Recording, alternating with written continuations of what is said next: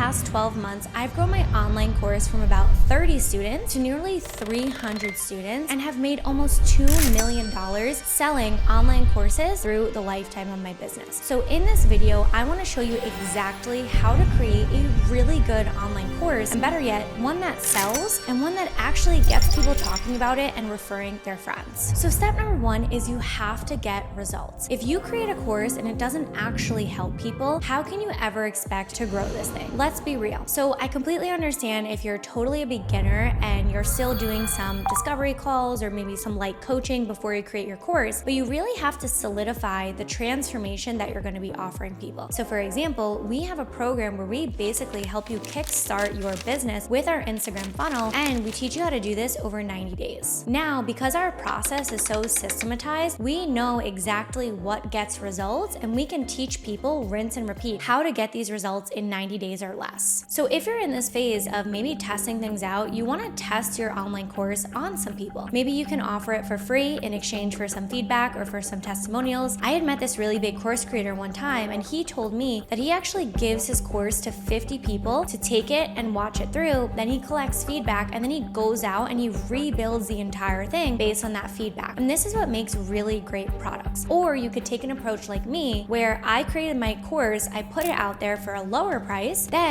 as I got more feedback and I continued to grow it, I would continue to increase the value and give people lifetime access as the course develops over time. Which leads me into number two, which is that your course has to be consumable. I can't tell you how many times I'll look inside of my students' courses and it'll just be a big blob of information. Now, no one wants to have an information dump. No one wants to go searching through an encyclopedia for what they need. People need a really clear and solidified plan of take these step-by-step action steps, because that is what people are paying for. They are not paying for information, they are paying for implementation. So to make your course consumable, you can have videos, you can have transcripts, you can have voice memos, you can have so many different assets that will really help people learn, especially in an online setting. Now, another thing that I think is really important about creating a course that's consumable is actually having it on a platform where people can consume information easily. So for example, I host my online courses on Skool. You could check the link in the description for a 14-day free trial. This video is not sponsored by them, but I'm a huge fan, and I have dozens and dozens of my students signed up with them because the interface is so easy. It's also so great to build community, which brings me into number three, which is the levels of access. So what we want to do for the levels of access of your program is really think about, is this number one, a do-it-yourself course? Number two, a done-for-you course where you're actually going to go in and edit their Instagram reels and post on their account for them? Or is it a done-with-you course where maybe you'll have some element of some live group coaching calls, maybe some one-on-one chat support? So you really have to think about what are the different levels of access you want to offer your students. And I can't stress enough how important it is to communicate this value in the sales process. So for example, when we get on a call with somebody and they're like, what is your course? What do you do? Most people think they're just coming into a big information dump, but actually we hold your hand every step of the way. So basically we have all three parts to our course. So we have the do-it-yourself, which is the typical video, the worksheets, all the things that you're going to actually sit and do and implement on your own. Then we have the done with you, which is where we will actually review anything that you send us in regards to your offer, your course, your funnels. We also host group coaching calls. We have some elements of one-on-one coaching. And then we have the done for you, where we actually give you done for you Instagram Reels templates and ideas and hooks. So I found a way to incorporate all three of these elements into my course. And this is a huge value add where people don't just feel like, wow, I'm paying thousands and thousands of dollars for just a bunch of videos that I could watch for free on Julia's YouTube channel. And by the way, if you're not subscribed yet, make sure you hit that subscribe button because I post every single week. And this leads me into step four,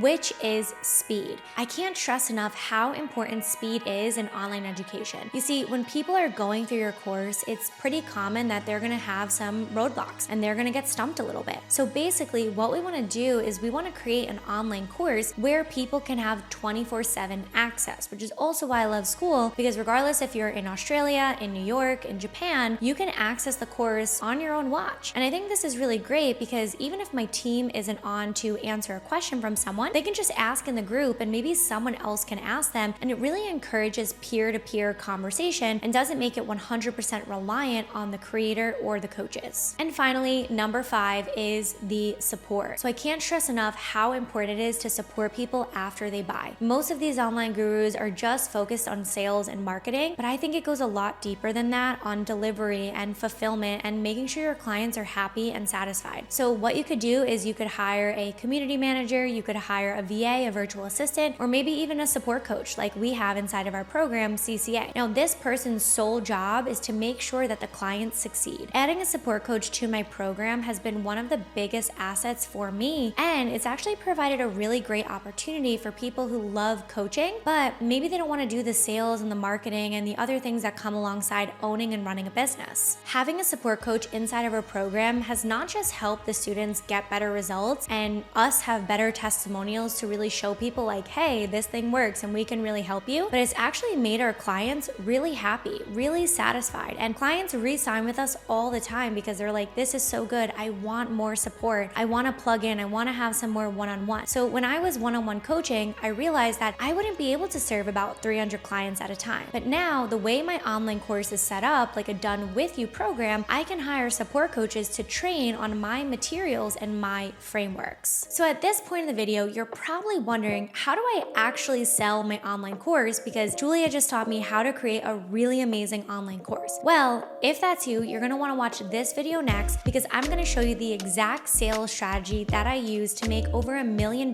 selling online courses as a content creator. I'll see you there.